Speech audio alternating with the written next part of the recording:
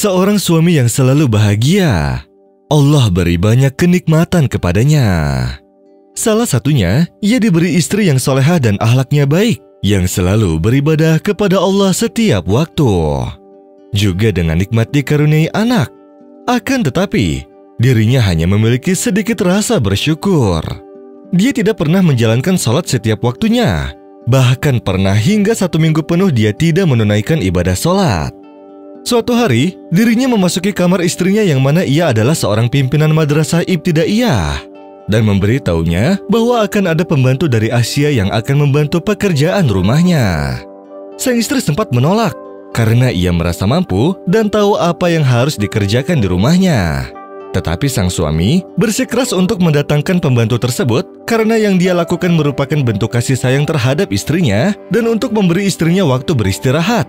Sehingga sang istri pun menyetujui permintaan suaminya. Setelah sebulan kemudian si pembantu itu bekerja, sang istri memperhatikannya bahwa dia berani mengangkat suaranya di depan majikannya serta menolak permintaan majikannya. Dan setelah sang istri melaporkan hal tersebut kepada suaminya tentang perilaku si pembantu yang berubah setelah 1 bulan bekerja, akan tetapi sang suami malah membela si pembantu itu. Sehingga sang istri pun meminta saudaranya untuk mengawasi rumahnya setelah dia dan anaknya diantar ke sekolah oleh suaminya. Lalu saudaranya memperhatikan bahwa sang suami kembali ke rumahnya pukul 10 pagi, kemudian dia hanya berduaan bersama pembantunya dalam keadaan rumah kosong. Sehingga dia lalu memberitahu saudarinya, kemudian sang istri pun mempercayai perkataan saudaranya tersebut. Karena sang istri sangat profesional, ia tidak memberitahu suaminya bahwa perbuatan sang suami sudah terbongkar pengkhianatannya. Bahkan sang istri memperlakukannya dengan rasa kasih sayang setelah mengetahui dia akan pergi keluar kota dalam urusan pekerjaan selama 2 minggu. Dan ketika waktu itu dianggap sudah cukup untuk sang istri membuat sifat suaminya berubah ke jalan yang benar, menjalankan sholat dan melakukan perbuatan yang diridhoi Allah Azza wa Jalla. Lalu sang istri pun mengusir dan memulangkan si pembantu itu ke negara asalnya. Dan ketika sang suami kembali ke rumah dan menanyakan si pembantu, sang istri menjawabnya bahwa ia memulangkannya ke negara asalnya setelah dirinya mengantar si pembantu untuk memeriksakannya ke rumah sakit. Dan ia terkejut karena si pembantu terkena penyakit AIDS. Sehingga sang suami yang mendengarnya pun merasa sangat terkejut dan ia merasa sangat sedih. Bahkan berat badannya turun sampai 20 kg. Kemudian dia pun bertaubat kepada Allah dan setiap waktu dia terus menjalankan sholat dan berpuasa serta beribadah kepada Allah dengan terus berdoa sambil mengeluarkan air mata. Sampai suatu ketika, setelah selesai melaksanakan sholat, dirinya memeluk sang istri sambil mengeluarkan air mata kesedihannya. Ia meyakini bahwa kematiannya akan semakin dekat. Dia juga mulai menjauhi istrinya selama 2 bulan karena merasa khawatir virusnya akan menular kepada istrinya.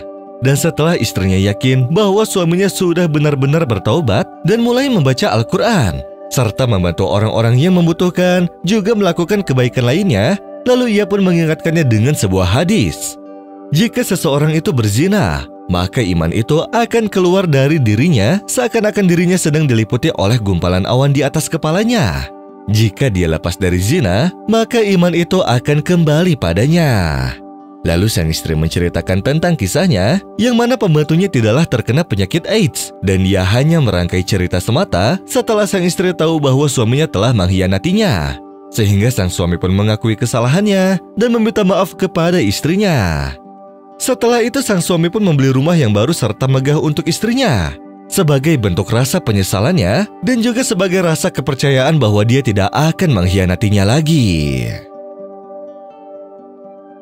يا أيها الذين آمنوا اتقوا الله ولتنظر نفس ما قدمت لغد واتقوا الله إن الله خبير بما تعملون ولا تكونوا كالذين نسوا الله فأنساهم أنفسهم أولئك هم الفاسقون لا يستوي أصحاب النار وأصحاب الجنة أصحاب الجنة هم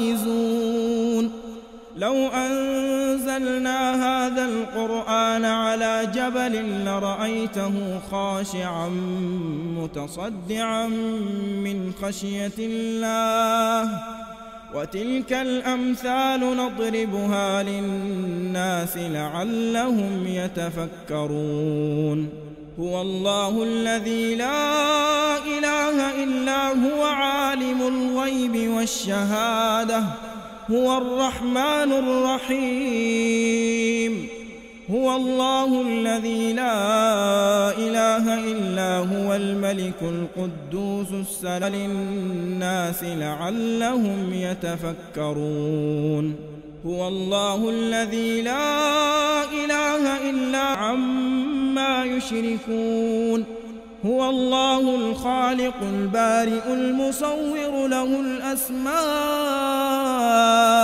الحسنى يسبح له ما في السماوات والأرض وهو العزيز الحكيم